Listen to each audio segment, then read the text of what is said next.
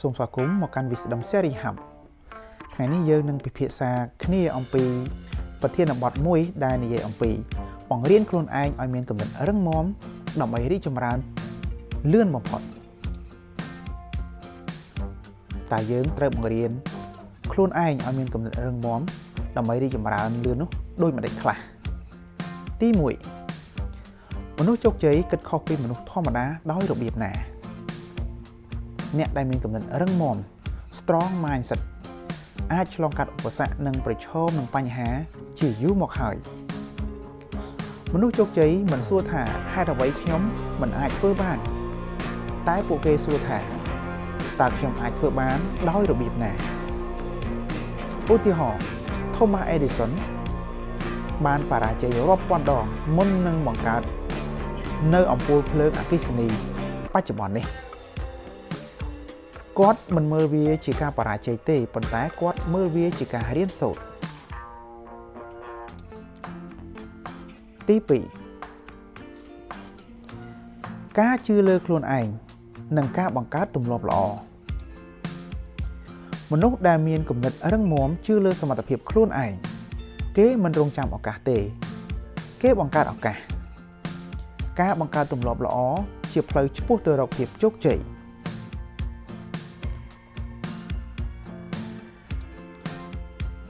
កំណត់គោលដៅ goal setting កំណត់គោលដៅតូចៗនឹងធ្វើឲ្យវាអស់ពីសមត្ថភាពខ្លួនឯងចំណាយពេលរៀនចំណាយពេលអានសៀវភៅ reading book រាល់មនុស្សជោគជ័យនៅលើពិភពលោកសុទ្ធតែអានសៀវភៅជារៀងរាល់ថ្ងៃការគ្រប់គ្រងពេលវេលា time management ការប្រើពេលវេលាដោយមានប្រសិទ្ធភាពជួយឲ្យអ្នកអាចអភិវឌ្ឍខ្លួនឯងបានលឿនទី3កុំឲ្យការបរាជ័យមករារាំងខ្លួនអ្នកមនុស្សជោគជ័យសុទ្ធតែបានជួបការបរាជ័យជាមុនសិនជំនឿខុសៗដែលបង្ហាញថាអ្នកមិនអាចទៅដល់ភាពជោគជ័យដូចជាខ្ញុំមិនមានទេពកោសល្យទេត្រូវប្រែក្លាយទៅជាខ្ញុំអាចរៀននៅអ្វីដែលខ្ញុំមិនដឹងខ្ញុំចាញ់ហើយត្រូវប្រែក្លាយវាទៅជាខ្ញុំទើបតែចាប់ផ្ដើមខ្ញុំធ្វើមិនបានទេត្រូវប្រែក្លាយទៅជាខ្ញុំអាចស្វែងរកវិធីដែលត្រឹមត្រូវ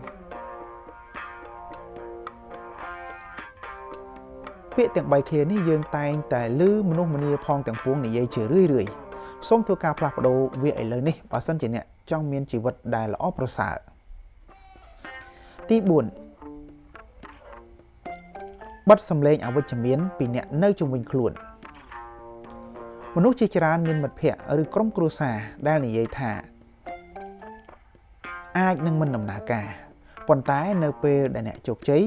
ពួកគេនឹងសួរអ្នកវិញថាតើអ្នកធ្វើដោយរបៀបណាជាក់ស្ដែងនៅពេលដែល Steve Jobs បង្កើត Apple នៅក្នុងផ្ទះរបស់គាត់មិនមាននរណាម្នាក់ជឿថាវានឹងក្លាយជាក្រុមហ៊ុនបច្ចេកវិទ្យាដ៏ធំនៅលើពិភពលោកឡើយ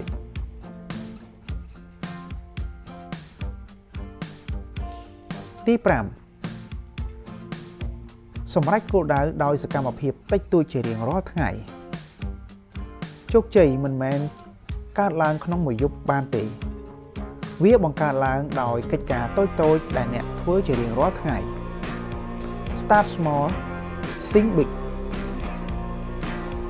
ចូលបង្កើតទម្លាប់ល្អដែលនឹងជួយអភិវឌ្ឍខ្លួនឯងជាបន្តបន្ទាប់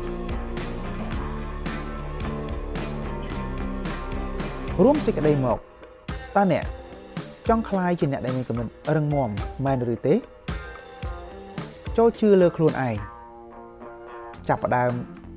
ដោយការងារតូចៗអានសៀវភៅនិងចែករំលែកចំណេះដឹង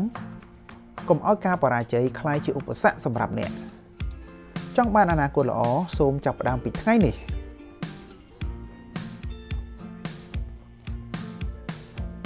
សូមចែករំលែកអត្ថបទនេះនិងចូលរួមជាមួយ Wisdom Series Hub ដើម្បីចែករំលែកចំណេះដឹងទាំងអស់គ្នា សូ សូមជូនពរលោកអ្នកទទួលបាននូវសុខភាពល្អនិងជួបប្រទះនៅពុទ្ធពរទាំង4ប្រការគឺអាយុវណ្ណៈសុខៈពលៈកំបីគ្លៀងគ្លាតឡើយជួបគ្នានៅវីដេអូក្រោយៗទៀតសម្រាប់អ្នកថ្មីសូមជួយ Subscribe ម្នាក់មួយផងដើម្បីទទួលបាននូវមាតិកាថ្មីបន្ថែមទៀត